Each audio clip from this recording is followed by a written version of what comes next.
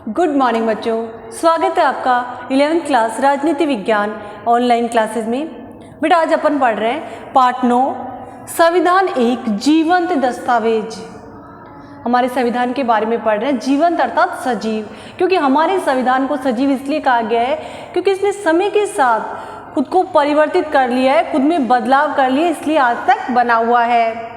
संविधान को बने 70 साल हो चुके हैं, लेकिन आज भी हमारा संविधान एक जीवंत दस्तावेज है। तो बच्चों आज अपन पढ़ रहे हैं हमारे संविधान में हुए महत्वपूर्ण संवैधानिक संशोधन। संविधान संशोधन की प्रक्रिया का संविधान के अनुच्छेद 368 में उल्लेख किया गया है और किस तरह संशोधन किए गए वो अपन बेटा पढ़ चुके हैं। तो आज हम महत्वपूर्ण संशोधनों के बारे में पढ़ रहे हैं। हमारे संविधान में कौन कौन सी संशोधन हुए हैं। तो सबसे पहले है, इसके लिए बेटा एक तालिका है। सबसे पहले संशोधन लिखिए, फिर ईयर और फिर इसके बाद में क्या बदलाव किया गया, क्या सुधार किए गए। तो सबसे पहले अपन आते हैं प्रथम संविधान संशोधन में। प्रथम संविधान संशोधन 1951 ईस्वी में किया गया। हमारा संविधान लागू हुआ 1950 में और प्रथम संविधान संशोधन किया गया 1951 ईस्वी में। इसमें दो बदलाव किए गए। फर्स्ट, नवी अनुसूची जोड़ी गई और भूमि सुधार से संबंधित बदलाव किए गए। प्रथम संविधान संशोधन उस समय की परिस्थितियों के लिए इसलिए महत्वपूर्ण है कि इसमें भूमि सुधार से संबंधित अधिनियम लागू हुआ और नवी अनुसूची इसमें जोड़ी गई।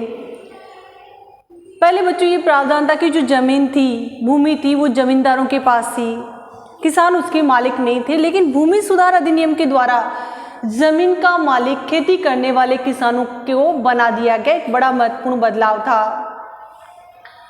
अब इसके बाद में जो दूसरा महत्वपूर्ण संविधान संशोधन है वह है 7वां संशोधन, 1956 में लागू हुआ। इसमें भी दो परिवर्तन किए गए। पहला, राज्य के वर्गों की समाप्ति। पहले हमारे राज्य को ABCD 4 वर्गों में बांटा गया था, लेकिन इस संविधान संशोधन के द्वारा, कौन सी संविधान संशोधन के द्वारा, 7वें संविधान संशोधन के द्वारा राज्य के वर्गों की समाप्ति की गई और 2 या अधिक राज्यों के लिए एक हाई कोर्ट की व्यवस्था की गई। अर्थात नए नए राज्य बन रहे थे राज्य पुनर्गठन अधिनियम के द्वारा, तो ये व्यवस्था की गई कि एक से अधिक राज्यों के लिए एक हाई कोर्ट होगा। जैसे कि पूर्वोत्तर राज्यों के लिए पहले असम हाई कोर्ट ही था, जैसे कि पंजाब और हरियाणा राज्य तो चंडीगढ़ हाई कोर्ट है। यानी एक हाई कोर्ट 2 से अधिक राज्यों के लिए हो सकता है। 7वें संविधान संशोधन में ये व्यवस्था की गई। फिर इसके बाद में जो संशोधन है 13वां संशोधन, इस संशोधन के द्वारा नागालैंड को राज्य का दर्जा दिया गया।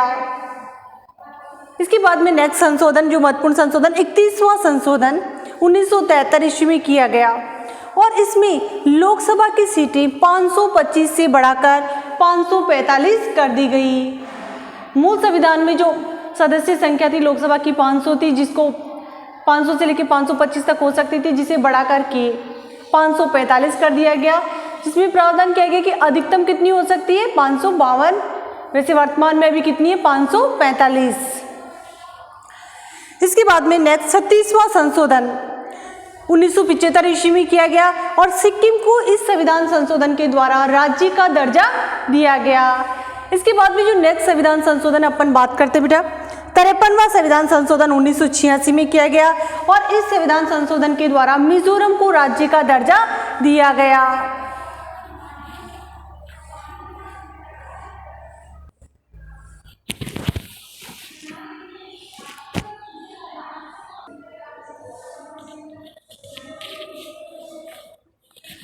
तो बेटा अपन बात कर रहे हैं 42वें संविधान संशोधन की, जो कि सबसे महत्वपूर्ण संविधान संशोधन माना जाता है। तो 42वें संविधान संशोधन से पहले अपन पृष्ठभूमि को समझते हैं। 42वां संविधान संशोधन लाया गया। श्रीमती इंदिरा गांधी उस समय देश की प्रधानमंत्री थी और देश में आपातकाल चल रहा था। आंतरिक अशांति के आधार पर 3 बार देश में राष्ट्रीय आपातकाल लगा है, जो मैं आपको बता चुकी हूँ। पहली बार भारत चीन के युद्ध के समय 1962, दूसरी बार 1971 में भारत पाकिस्तान के युद्ध के समय और तीसरी बार आंतरिक अशांति के आधार पर आपातकाल घोषित किया गया था। तो 1975 में आपातकाल लग रहा था। उस समय श्रीमती इंदिरा गांधी के नेतृत्व में संविधान में बहुत सारे महत्वपूर्ण परिवर्तन किए गए। 42वें संविधान संशोधन के द्वारा जो एक महत्वपूर्ण संशोधन माना जाता है। 1976 में 42वां संशोधन किया गया। इस संशोधन को लघु संविधान भी कहा जाता है कि संविधान के बहुत सारे उपबंधों में इसके साथ छेड़खानी की गई, परिवर्तन किया गया। तो अपन 42वें संविधान संशोधन को समझते हैं। सबसे पहले मूल कर्तव्य संविधान में जोड़े गए। सोवियत संघ रूस की प्रेरणा से हमारे संविधान में मूल कर्तव्य लिए गए। और भाग 4 में क्या है? नीति निर्देशक तत्व। नीति निर्देशक तत्वों में अनुच्छेद 51 में कई जोड़ करके 10 मौलिक कर्तव्यों का समावेश किया गया। इसके बाद में जो दूसरा महत्वपूर्ण परिवर्तन था, प्रस्तावना में किया गया। प्रस्तावना में पंथ निरपेक्षता, अखंडता और समाजवाद का समावेश किया गया। तीसरा परिवर्तन, लोकसभा और विधानसभा का कार्यकाल 5 वर्ष से बढ़ाकर 6 वर्ष कर दिया गया। इसके अलावा अगला परिवर्तन किया गया, शिक्षा, वन और वन्य जीव, इनको समवर्ती सूची में डाल दिया गया। तो इसने 42वें संविधान संशोधन के द्वारा संविधान के बहुत सारे उपबंधों में परिवर्तन किया गया। और ये समय था राष्ट्रीय आपातकाल का समय। आंतरिक अशांति के आधार पर देश में आपातकाल घोषित किया गया था।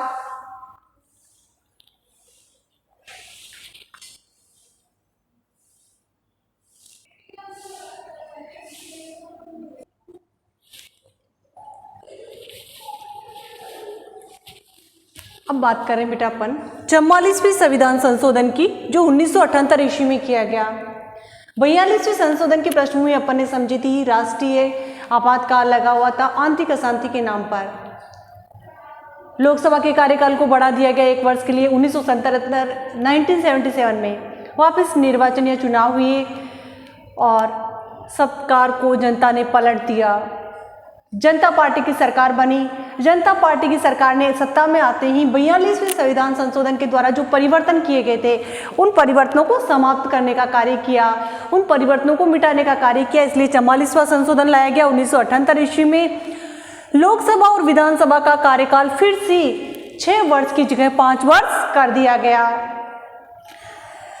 दूसरा, जो 1942वें संविधान संशोधन के द्वारा किया गया था कि राष्ट्रपति मंत्रिपरिषद की सलाह मानने के लिए बाध्य होगा, उस विचार को पलटने के स्थान पर यह कहा गया कि राष्ट्रपति एक बार पुनर्विचार के लिए किसी भी अधिनियम को फिर से भेज सकता है। कोरम व्यवस्था पूर्ववत बनी रहेगी। कोरम व्यवस्था का अर्थ बच्चों में आपको समझाने के लिए बता सकती हूँ, सदन की सदस्य संख्या का 10वां भाग। जैसे कि अपन राजस्थान विधानसभा की बात करते हैं, राजस्थान विधानसभा की सदस्य संख्या 200 है, तो कोरम या गणपूर्ति होगी तभी सदन चलेगा। तो कोरम क्या होता है? सदन की सदस्य संख्या का 10वां भाग, अर्थात 200 का 10वां भाग 20 सदस्य अगर होंगे तो ही विधानसभा की कार्यवाही चलेगी। तो 42वें संशोधन के द्वारा जो कोरम व्यवस्था को हटा दिया गया था, अब कोरम व्यवस्था को फिर से लागू कर दिया गया। और 44वें संविधान संशोधन के द्वारा जो सबसे महत्वपूर्ण परिवर्तन किया गया वो है बेटा, संपत्ति का अधिकार समाप्त कर दिया गया। मौलिक अधिकार में हमारे संविधान में 7 हमें अधिकार दिए गए थे। 44वें संविधान के संशोधन के द्वारा संपत्ति के अधिकार को मौलिक अधिकारों की सूची से हटा दिया गया, उसे कानूनी अधिकार बना दिया गया अनुच्छेद 300A में। इसके बाद में एक और महत्वपूर्ण बदलाव, राष्ट्रीय आपातकाल में आंतरिक अशांति शब्द के स्थान पर सशस्त्र विद्रोह शब्द जोड़ दिया गया।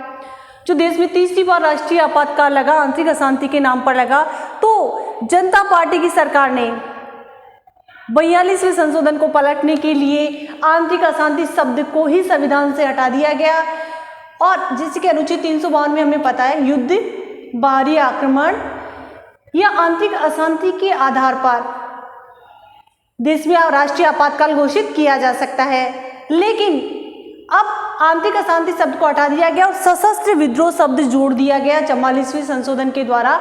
अब राष्ट्रीय आपातकाल कब लगेगा? युद्ध, बाहरी आक्रमण या सशस्त्र विद्रोह के समय। इसके बाद में जो बदलाव किया गया वह अनुच्छेद 20 और 21 को आपातकाल के समय भी निलंबित नहीं किया जा सकता, भंग नहीं किया जा सकता। अनुच्छेद 20 और 21 स्वतंत्रता के अधिकार में दिए गए हैं।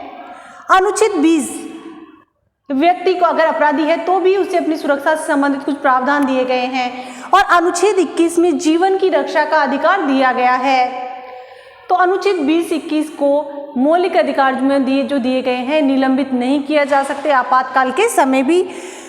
तो इस 44वीं संविधान संशोधन के द्वारा बहुत सारे महत्वपूर्ण बदलाव किए गए। 42वीं संशोधन के द्वारा जो बदलाव किए गए थे उनको परिवर्तित किया गया जनता पार्टी सरकार के समय में। अब इसके बाद में अपन अगले संविधान संशोधन में चलते हैं। 52वां संविधान संशोधन 1985 में लागू किया गया। इसमें 2 परिवर्तन किए गए। पहला, 10वीं अनुसूची इसमें जोड़ी गई, संविधान में 10वीं अनुसूची जोड़ी गई और इसके बाद में दल बदल संबंधी प्रावधान लाए गए, क्योंकि कई बार सत्तारूढ़ पार्टी में से कुछ सदस्य निकल करके दूसरी पार्टी में शामिल हो जाते हैं जिसे अपराध माना गया। 56वां संविधान संशोधन 1987 ईस्वी में लागू हुआ, जिसमें गोवा को राज्य का दर्जा दिया गया।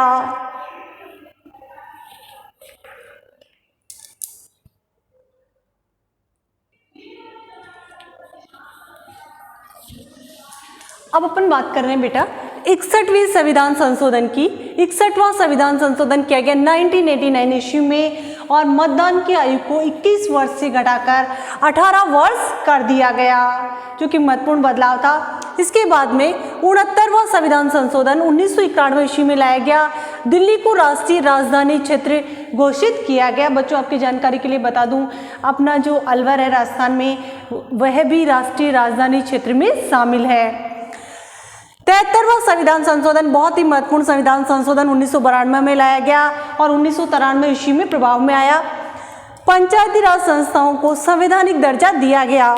11वीं अनुसूची जोड़ी गई और पंचायती राज को 29 विषय दिए गए। इसके बाद में 74वां संविधान संशोधन 1992 ईस्वी में लागू हुआ। शहरी स्वशासन को संवैधानिक दर्जा दिया गया। संविधान में 12वीं अनुसूची जोड़ी गई और संविधान में इनको 18 विषय दिए गए।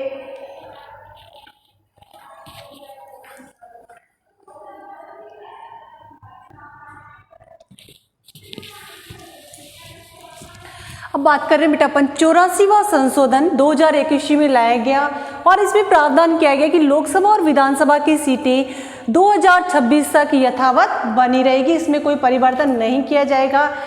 परिवर्तन करने का कार्य परिसीमन आयोग करता है, जिसका उल्लेख संविधान के अनुच्छेद 82 में किया गया है। तो परिसीमन आयोग 2026 तक लोकसभा और विधानसभा की सीटों में कोई परिवर्तन नहीं करेगा। संविधान का अनुच्छेद 84वां इससे संबंधित है। फिर इसके बाद में अपन बात करते हैं 86वें संविधान संशोधन की, क्योंकि 2002 में लाया गया। तो इसके द्वारा 2 महत्वपूर्ण परिवर्तन किए गए। सबसे पहला परिवर्तन किया गया, अनुच्छेद 21 में ए जोड़ा गया। अनुच्छेद 21 किससे संबंधित है? जीवन की रक्षा के अधिकार से संबंधित। स्वतंत्रता के अधिकार में 4 अनुच्छेद है, अनुच्छेद 19, 20, 21 और 22।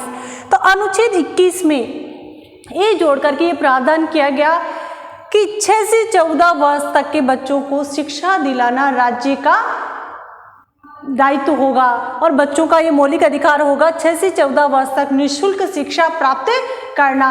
इसका उल्लेख हमारे संविधान के अनुच्छेद 45 में किया गया था। 45 में कहा गया था कि 6 से 14 वर्ष तक के बच्चों को निःशुल्क शिक्षा राज्य की ओर से प्राप्त होनी चाहिए। तो 45वां अनुच्छेद किससे संबंधित है बच्चों?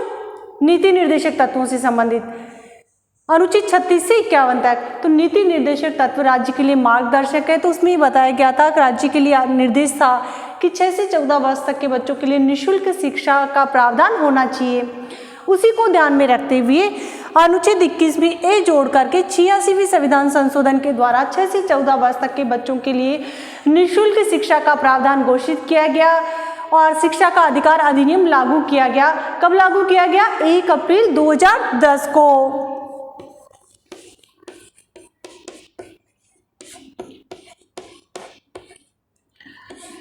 तो ये 1 अप्रैल 2010 को जो शिक्षा का अधिकार अधिनियम लागू हुआ, यानी प्रत्येक बच्चा 14 वर्ष तक निःशुल्क शिक्षा प्राप्त करेगा। ये किससे संभव हुआ? 86वीं संविधान संशोधन के द्वारा। अब 86वीं संविधान संशोधन के द्वारा एक तो राज्य के लिए दायित्व बना दिया गया कि बच्चों को निःशुल्क शिक्षा प्रदान करें। दूसरा, अनुच्छेद 51A में 11वां मौलिक कर्तव्य जोड़ा गया। मौलिक कर्तव्य अनुच्छेद 51A से संबंधित है संविधान के भाग 4 में। तो 11वां मौलिक कर्तव्य इसमें समावेशित किया गया। 11वें मौलिक कर्तव्य में प्रावधान किया गया कि 6 से 14 वर्ष तक के बच्चों को विद्यालय भेजना माता पिता या अभिभावक का कर्तव्य होगा। तो 86वें संविधान संशोधन के द्वारा मौलिक अधिकारों में परिवर्तित किया गया, अनुच्छेद 21 में ये जोड़ा गया, और नीति निर्देशक तत्वों में अनुच्छेद 51 में ये जोड़ा गया, माता पिता और अभिभावक का कर्तव्य बनाया गया। इसके बाद में अपन, और हाँ बच्चों महत्वपूर्ण, 1 अप्रैल 2010 को इसी के तहत शिक्षा का अधिकार अधिनियम लागू हुआ। फिर इसके बाद में 91वां संविधान संशोधन 2003 में पारित हुआ। इसमें मंत्री परिषद का आकार सदन की सदस्य संख्या का 15% कर दिया गया। जैसे कि बच्चों अपने को पता है कि 1990 से लेकर के 2014 तक अपनी यहाँ पर गठबंधन सरकारें रही। गठबंधन सरकारों में सभी दलों को खुश करने के लिए क्या किया जाने लगा, मंत्रियों की सदस्य संख्या बढ़ाई जाने लगी। लोकसभा की जो सदस्य संख्या है 545, तो 100 मंत्री बन रहे थे। तो ऐसी स्थिति में नियम बना दिया गया 91वें संवैधानिक संशोधन के द्वारा कि सदन की सदस्य संख्या के 15% से अधिक मंत्री नहीं होंगे। जैसे कि लोकसभा की सदस्य संख्या 545 है, तो मंत्री कितने होंगे, उसका 15% अर्थात 82 के आसपास मंत्री हो सकते हैं, इससे अधिक मंत्री नहीं होंगे। 91वां संवैधानिक संशोधन बहुत ही महत्वपूर्ण, मंत्री परिषद का आकार सदन की सदस्य संख्या का 15%। फिर इसके बाद में है 92वां संविधान संशोधन, इसके द्वारा 8वीं अनुसूची, संविधान की जो 8वीं अनुसूची है भाषाओं से संबंधित है, इसमें 22 भाषाओं को दर्जा प्राप्त है, संवैधानिक दर्जा प्राप्त है। तो इसमें 4 भाषाएं और जोड़ी गई 8वीं अनुसूची में 92वें संवैधानिक संशोधन के द्वारा।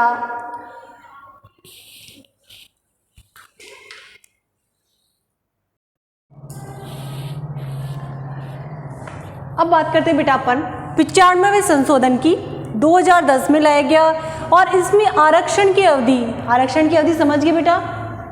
आरक्षण की अवधि अर्थात अनुसूचित जाति, अनुसूचित जनजाति और पिछड़ा वर्ग को जो आरक्षण दिया जा रहा है, उस आरक्षण की अवधि को बढ़ाकर 2020 तक के लिए कर दिया गया। जैसा कि हम सभी को पता है, मूल संविधान में ये किया गया था कि आरक्षण सिर्फ 10 वर्ष के लिए दिया गया, लेकिन हमारे राजनेताओं ने राजनीति के तहत आरक्षण अवधि को हर 10 वर्ष के लिए बढ़ाते रहे हैं। तो 95वां संवैधानिक संशोधन है, अनुसूचित जाति जनजाति के आरक्षण की अवधि को 2020 तक के लिए बढ़ा दिया गया। फिर इसके बाद में बेटा अपन आ जाते वर्तमान में जो सबसे महत्वपूर्ण संशोधन हुए हैं अब तक, उसकी बात कर रहे हैं। इसके बाद में 100वां संशोधन 2015 में लाया गया, और इसमें बांग्लादेश को भूमि हस्तांतरण से संबंधित संविधान में संशोधन किया गया। बांग्लादेश से जो सीमा विवाद चल रहा था, प्रधानमंत्री नरेंद्र मोदी सरकार के कार्यकाल में उस विवाद को सुलझा लिया गया। जो 124 भूमि गलियारे थे, उनको लेकर भारत और बांग्लादेश की सीमा विवाद का सलटारा हो गया, और 100वां संविधान संशोधन बांग्लादेश को भूमि हस्तांतरण से संबंधित विवाद से संबंधित है। फिर इसके बाद में अपन बात करते हैं 101वां संविधान संशोधन, जो कि 2016 में लाया गया। बहुत ही महत्वपूर्ण संशोधन GST, गुड्स सर्विस टैक्स, 1 जुलाई 2017 में राष्ट्रपति जी के हस्ताक्षर के साथ ये प्रभाव में आ गया, लागू हो गया, और पूरे भारत में एक कर व्यवस्था को लागू किया गया, एक महत्वपूर्ण संविधान संशोधन। फिर और इसके लिए संविधान के अनुच्छेद 246 में ए जोड़ा गया, अनुच्छेद 246 में ए जोड़ दिया गया, जो कि GST से संबंधित है। फिर इसके बाद में अपन बात करते हैं संविधान के 102वें संशोधन के बारे में। संविधान का जो 102वां संशोधन है 2018 में लागू हुआ। पिछड़ा वर्ग को संवैधानिक दर्जा दिया गया, अनुच्छेद 338 में बी जोड़ करके। हालांकि पिछड़ा वर्ग को आरक्षण दिया गया, लेकिन पिछड़ा वर्ग का जो आयोग था उसको संवैधानिक दर्जा प्राप्त नहीं था, और इसी के तहत पिछड़ा वर्ग को संवैधानिक दर्जा देने के लिए संविधान संशोधन किया गया 102वां। इसमें अनुच्छेद 338 में बी जोड़ दिया गया, इसी के साथ पिछड़ा वर्ग को संवैधानिक दर्जा प्रदान किया गया। अब अपन बात कर रहे हैं सबसे महत्वपूर्ण संवैधानिक संशोधन 103 की, बहुप्रतीक्षित संविधान संशोधन। जैसा कि बच्चों हम सभी को विदित है कि हमारे संविधान में अनुसूचित जाति, अनुसूचित जनजाति, पिछड़ा वर्ग, SBC सभी को आरक्षण प्रदान किया गया है। सिर्फ हमारे समाज में सामान्य वर्ग में 2 या 3 ऐसी जातियां रही होगी जो आरक्षण के दायरे में नहीं आती है, जैसे ब्राह्मण है या राजपूत समाज है। तो प्रधानमंत्री नरेंद्र मोदी सरकार के कार्यकाल में भी 103वें संविधान संशोधन के तहत सामान्य वर्ग अर्थात जनरल या सामान्य वर्ग को आर्थिक आधार पर 10% आरक्षण दिया गया। ईडब्ल्यूएस आपने नाम सुना होगा। अनुच्छेद 15(6) और 16(6) में इसमें संशोधन किया गया। अनुच्छेद 15 सामाजिक समानता से संबंधित है, अनुच्छेद 16 अवसरों की समानता से संबंधित है। तो सामान्य वर्ग में जो पिछड़े लोग हैं उन लोगों को आरक्षण प्रदान किया गया 10%। 103वें संविधान संशोधन के द्वारा। तो बेटा ये जो संविधान संशोधन है सिर्फ आपकी किताब में ही नहीं दिए गए, सिर्फ आपकी 11th क्लास के लिए ही नहीं है, ये संविधान संशोधन आपके कंपटीशन एग्जाम में प्रतियोगी परीक्षाओं के लिए भी महत्वपूर्ण साबित होंगे। फिर इसके बाद में अपन बात करते हैं 104वां संविधान संशोधन, नवीनतम संविधान संशोधन 2020 में लागू किया गया। और इसमें जैसा कि हम सभी को विदित है आरक्षण की अवधि को हर 10 वर्ष के लिए बढ़ा दिया गया है। 95वें संविधान संशोधन के द्वारा 2020 तक किया गया था और 104वें संविधान संशोधन के द्वारा आरक्षण की अवधि को बढ़ाकर 2030 तक कर दिया गया। तो बेटा आपको महत्वपूर्ण संवैधानिक संशोधन समझ में आए होंगे। और इनमें जैसे कि 11th-12th वाले बच्चों के मोस्टली क्वेश्चन बन जाते हैं कि 91वें संवैधानिक संशोधन का संबंध किससे था, और जैसे कि 99वें संवैधानिक संशोधन का संबंध किससे था। मैंने इसमें उल्लेख नहीं किया, फिर भी मैं आपको बता दूं 99वें संवैधानिक संशोधन का संबंध राष्ट्रीय न्यायिक नियुक्ति आयोग से संबंधित था। राष्ट्रीय न्यायिक नियुक्ति आयोग का संबंध न्यायाधीशों की नियुक्ति से संबंधित था। जैसे कि 101वें संविधान संशोधन का संबंध किससे है, जीएसटी से संबंधित है। नवीनतम 104वां संविधान संशोधन किससे संबंधित है, तो इस और 86वें संविधान संशोधन से क्या परिवर्तन किए गए। तो कई बार ऐसा प्रश्न भी पूछ लिया जाता है संविधान संशोधन के बारे में। सभी संविधान संशोधन महत्वपूर्ण है और सिर्फ आपकी 11th या 12th क्लास के लिए नहीं, आपके भविष्य के लिए भी ये महत्वपूर्ण है। वीडियो पसंद आए तो लाइक एंड सब्सक्राइब अवश्य करें। Thank you.